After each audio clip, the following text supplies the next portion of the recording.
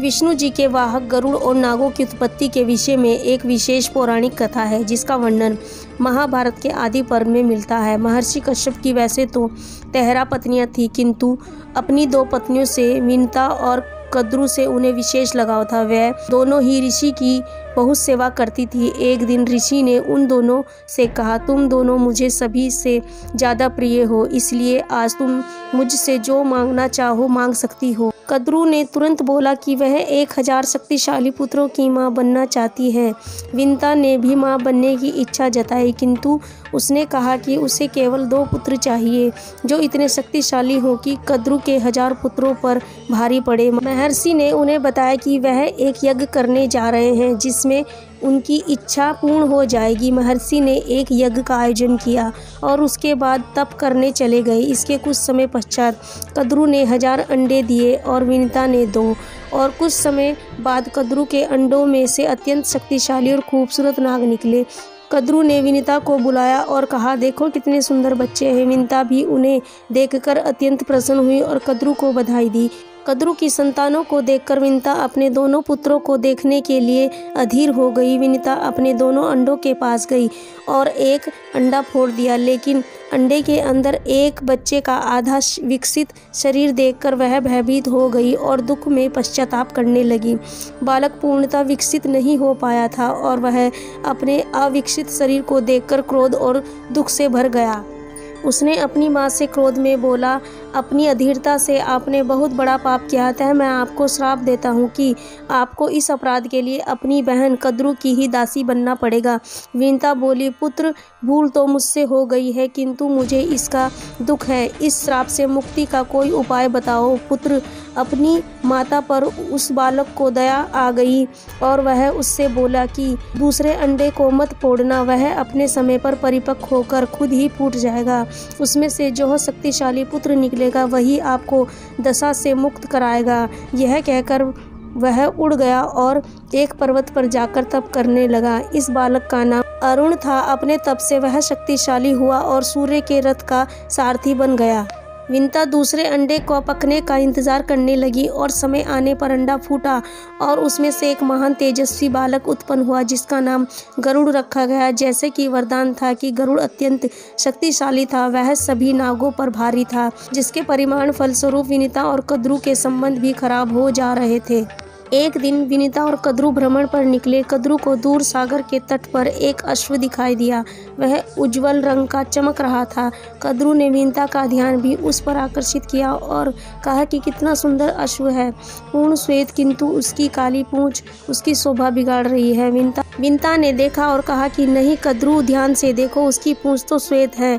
कद्रु ने शर्त लगा दी कि यदि उसकी पूंछ श्वेत निकली तो वह विनिता की दासी बन जाएगी, और यदि पूंछ काली है तो विनिता उसकी दासी बनेगी। विश्वास से भरपूर विनिता ने हाँ कर दी और सुबह अश्व के निकट जाने पर निर्णय हुआ, किंतु कद्रु ने छल करते हुए अपने पुत्र से बोल दिया था कि रात्रि में तुम उस अश्व की पूंछ पे लिपट जाना, जिससे उसकी पूंछ काली ही लगेगी। और जब सुबह दोनों ने पास जाके देखा तो उसकी पूंछ काली ही नजर आई, और इस प्रकार अरुण का श्राप सत्य हो गया और कद्रु की दासी बन गई। माता को दासी बना हुआ देखकर गरुड़ को बहुत दुख हुआ।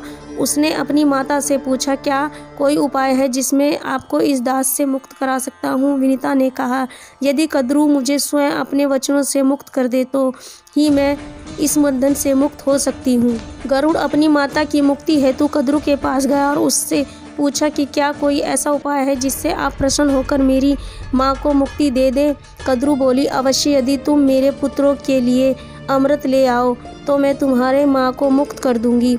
यह सुनकर गरुड़ प्रसन्न हो गया और कद्रु को बोला, आप निश्चित रहें, आपके पुत्रों के लिए अमृत मैं लाऊंगा। और गरुड़ अमृत का पता पूछने अपने पिता के पास चला गया और हाथ जोड़कर उसने पूछा, अमृत किस प्रकार प्राप्त किया जा सकता है? ऋषि कश्यप ने बताया कि अमृत स्वर्ग के देवताओं की कड़ी निगरानी में रखा गया है, उससे वहां ले आना असंभव है, किंतु गरुड़ को विश्वास था कि वह अमृत ले आएगा। गरुड़ पिता के बताए हुए मार्ग पर स्वर्ग की गुप्त स्थान तक पहुंच गया जहां अमृत रखा हुआ था, और जैसे ही वह वहां पहुंचा उन्होंने देखा कि एक अमृत कलश के लिए महाकाया देवों और एक चक्र का तगड़ा पहरा था, किंतु गरुड़ तनिक भी न डरे और विद्युत की गति की सारे पहरे तोड़कर अमृत कलश के पास पहुंच गए और कलश उठा लिया। सभी देवता चकित रह गए और उन्हें कोई असुर समझ मारने के लिए टूट पड़े, किंतु गरुड़ के मजबूत पंख और शक्तिशाली काया के